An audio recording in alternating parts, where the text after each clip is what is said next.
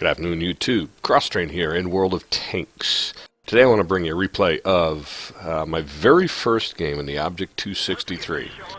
The Object 263 is the second line tank destroyer in the Russian line, and its sister TD, Tier 10 for Russians, is the Object 268. Difference between them is this 263 is a faster firing, lower alpha damage.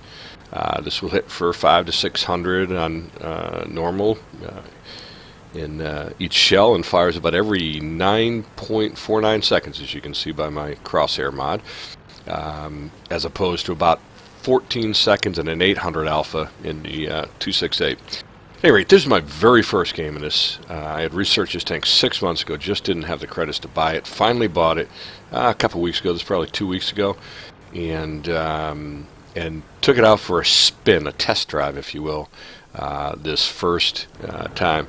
And I'm about to find out this thing is an absolute monster. I had a pretty darn solid game. It was an E75 that was slightly angled, but yet it still penetrated and hit it for 562 damage. So that says all you need to know, and of course, and then we bounce a shell off that E75. So this tank I'm about to find out is just absolutely incredible, and hits hard, but hits often, which is really the beauty of this tank is that not only does it hit relatively hard, but you have a lot of firepower in the sense that it puts out a lot of shells. So on this map, I came out to the island to kind of hold the island.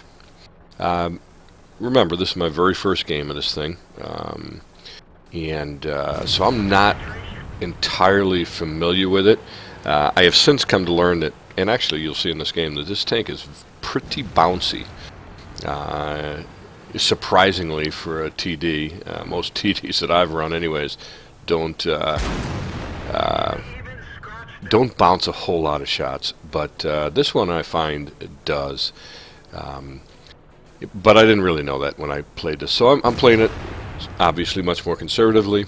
As you'll see, I've actually turned the chat off for this replay because it gets distracting towards the end of the game when I don't, according to the T54 player, and I'm perhaps made a mistake, but the T54 player and his clanmates started just riding my behind hard about what I did or didn't do, and I'm a noob, and so on and so forth. Statistically speaking, you can take a look at them there. The two T54s, below average to average stats, but regardless of that, they may have had a point. I probably could have moved this up into more of an aggressive stance, seeing as it's a tier 10, but again, you can judge for yourself. It's still I have an incredible game in this in terms of damage dealt, and frankly, not quite alone, because I do have some guys out here with me, but the guys that are out here with me haven't played this very well. As you can see, they've gone down in pretty rapid order in terms of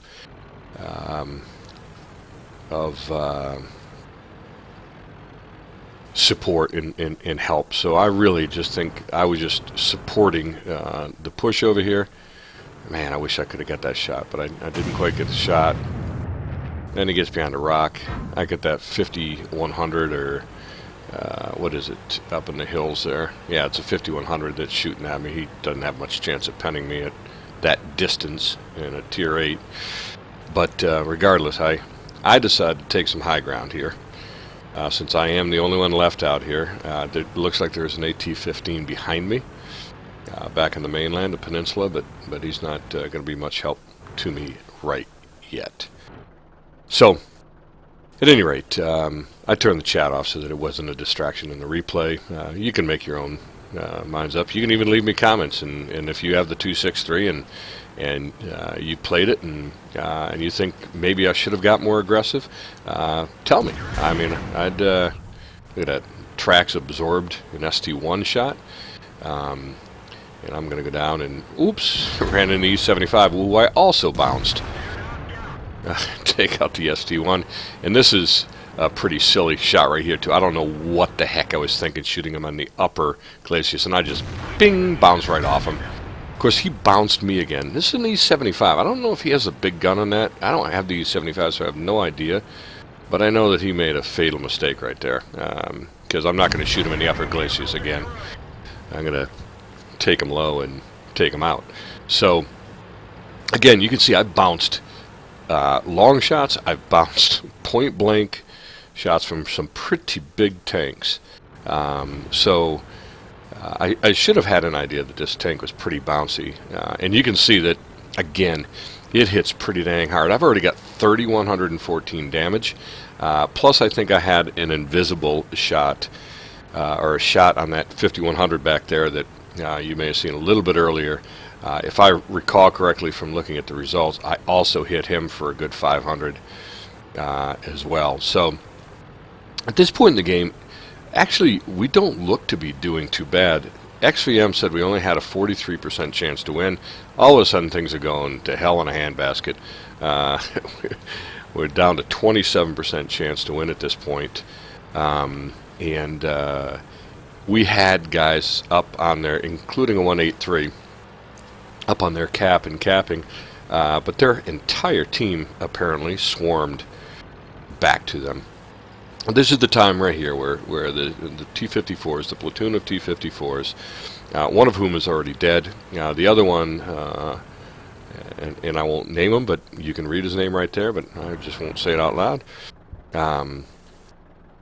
Where he's going to...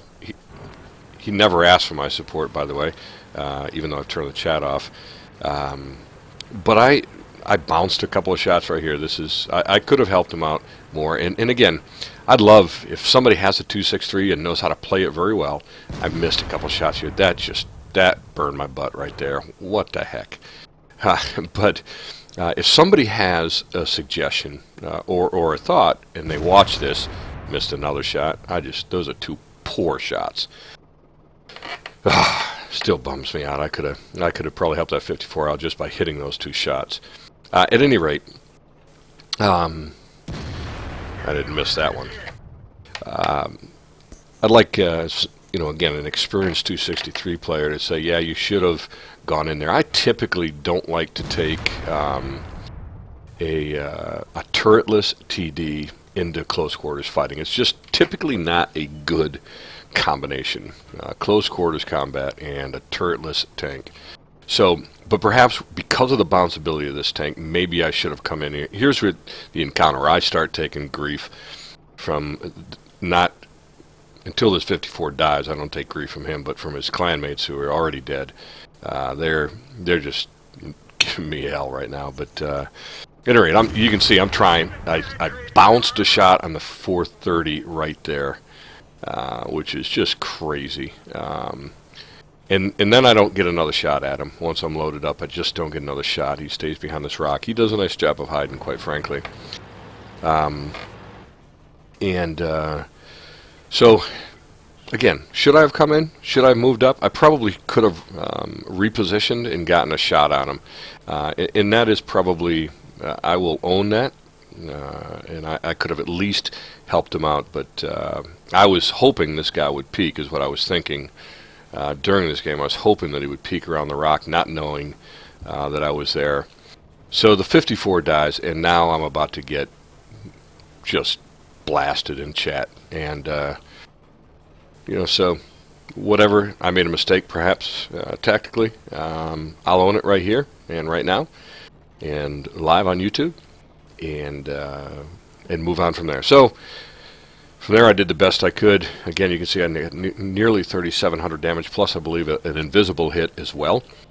I've got an opposing 183, a 430, and an AT-15 to fight against. The 183 and the 430 are both extremely good players, both from a winning percentage and from a win-8 percentage.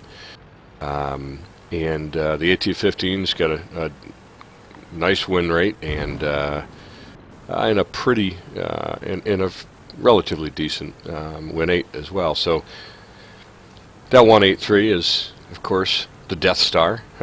One hit from that can obliterate most tanks, including my 1900 hit points if he hits me solid enough. But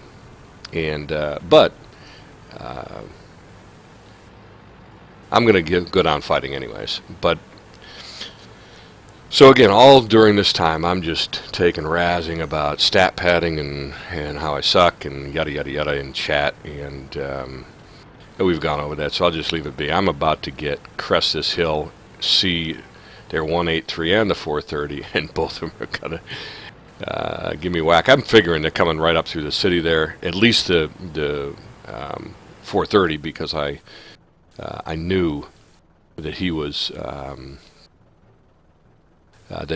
right up there, and there they are. So I probably make another tactical error right here in coming over this hill and just getting blasted. Watch this. Boom, boom.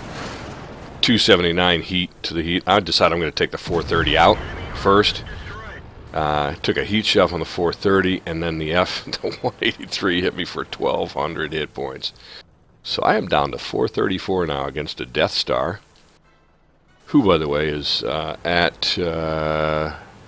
he is at darn near full health, as you can see in the upper left corner there. The AT-15 is at full health. The 183 is at 1778 of 2,000. So I got my work cut out for me. I really should have been dead real quick here. I think, again, the beauty of this tank you'll see right here, because it actually, and I frickin' hit the rock, but I bounced a Death Star shell. This thing is definitely bouncy. As you can see, I've loaded at this point gold, and I know he has a big long, so I track him. He fixes the track, comes after me. I should by all rights been dead, but I'm going to get another shot off and track him again before he gets a chance to fire at me. I should have been dead by now, but I got very, very fortunate there. He's going to come after me again. I'm going to get another shot in him, and then his partner, the AT-15, shows up. I don't know why he didn't continue coming, knowing that he can survive. Probably survive another shot for me. I'd have to get an extremely high and perhaps even a ammo rack in order to kill him at this point. He's got 700 and some odd left. So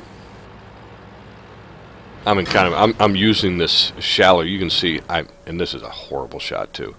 Shoot into his heavy armor. He hit me for 206. I didn't get him. He's going to bounce almost the rest. Trying like heck to get that turret, or his commander's hatch on the top of that turret, but I'm using the ground depression to my advantage. And then now I'm in a place where I can see it. So he's... Unfortunately, the Death Star showed up on my left again. And unfortunately, I biffed that shot. If I hadn't, this could have gone differently. The problem is now I'm going to be... That AT-15 has a shot right into my side. And you can see I'm about to get wasted by that AT-15, who had a shot on my side while I was dealing with the Death Star.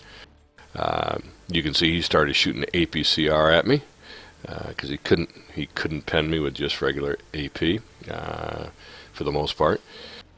So, man, it was a good game. It was a fun game. It shows that I had 6,510, but I can tell you that I had just under 7,100 damage.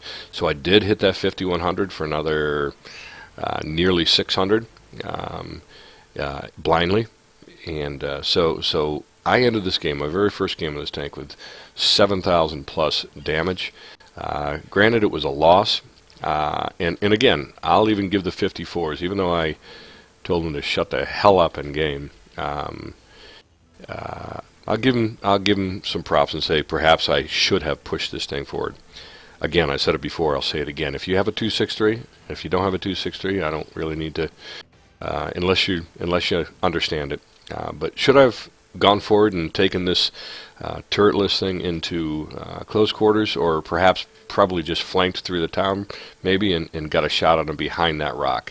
Give me your feedback. Tell me what you think, and be kind, if you will. That'd be great. But nonetheless, thanks for watching. And again, this is Crosstrain in the Object 263, one of 2 Russian Tier 10 tank destroyers, and a beast at that.